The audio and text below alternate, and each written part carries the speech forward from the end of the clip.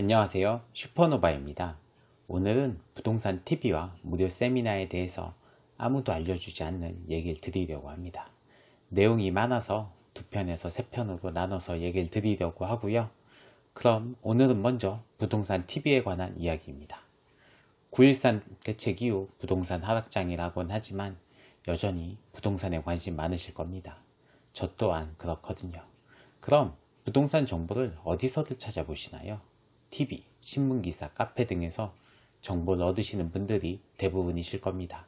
하지만 정부 발표만 보면 전문가가 아닌 입장에서 이게 정말 호재인가? 아니면 학재인가? 이런 의문이 드는 게 사실인데요.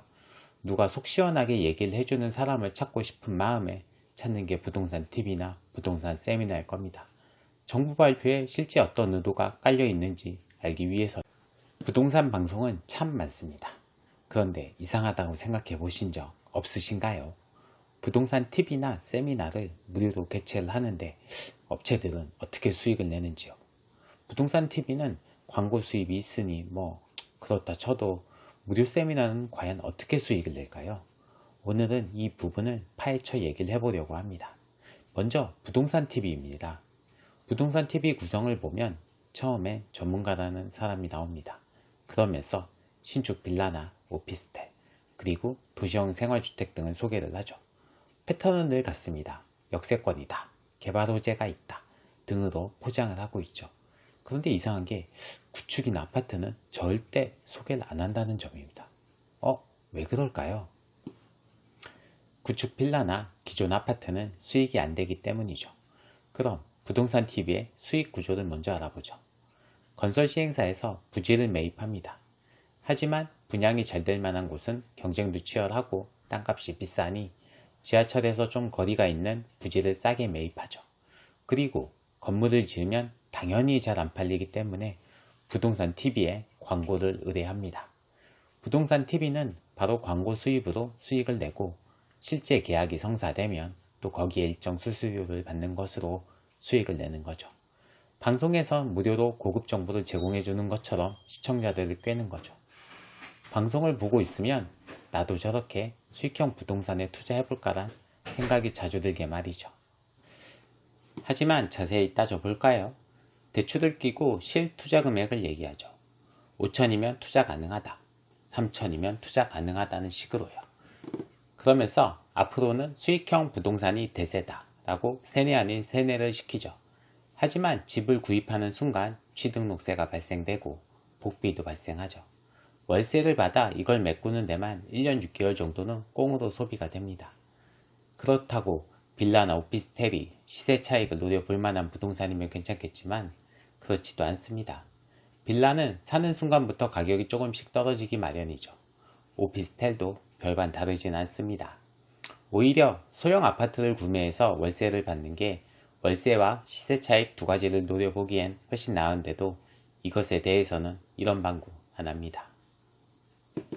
게다가 소개해주는 물건을 자세히 찾아보시면 주변보다 비싸다는 걸 아실 텐데요. 당연히 광고 수입에 거래 체결 시 수수료를 지급해야 하니 가격이 비싸질 수밖에 없는 구조입니다. 제가 비트코인을 설명드리면서도 얘기 드렸지만 호재든 악재든 정보를 제공할 때는 어떤 의도가 깔려 있는 겁니다. 게다가 무료로 정보를 제공한다는 건 더더욱 그렇다는 거죠. 그러니 투자하실 때는 여러 번 곰곰이 생각해 보셔야 합니다. 과연 이런 정보를 제공하는 실제 의도가 어떤 건가 하는 거죠. 의심, 또 의심해야 합니다.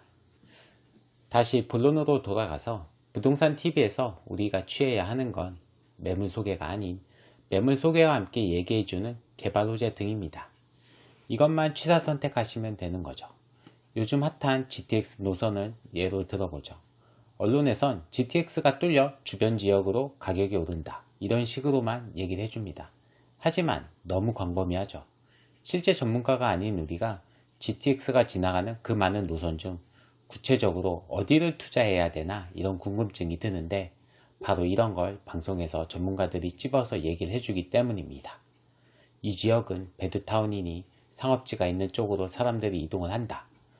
초역세권이 아니면 투자 가치가 없다는 등 무조건 맞는다 이건 아니지만 그래도 최소한 우리보다는 나으니 참고하실만 하다는 겁니다. 그리고 신축 빌라 소개가 끝나면 다음으로 실시간 고객 상담을 하죠. 자세히 들어보면 부동산 상승 시에는 어딜 사야 하나요? 이런 질문이 많고, 요즘처럼 부동산 하락 시기엔 언제 팔아야 하나요? 이런 질문이 압도적이죠. 그래서 상담 내용을 보면 요즘 사람들의 분위기를 판단할 수 있습니다. 질문하는 내용이나 관심 있는 지역이 아닌 경우가 많으니 전 이 정도만 참고했습니다.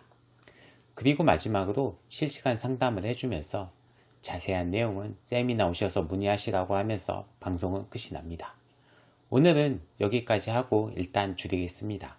다음 편에서는 부동산 세미나에 어떤 이야기를 해주는지에 대해서 얘기를 드리겠습니다.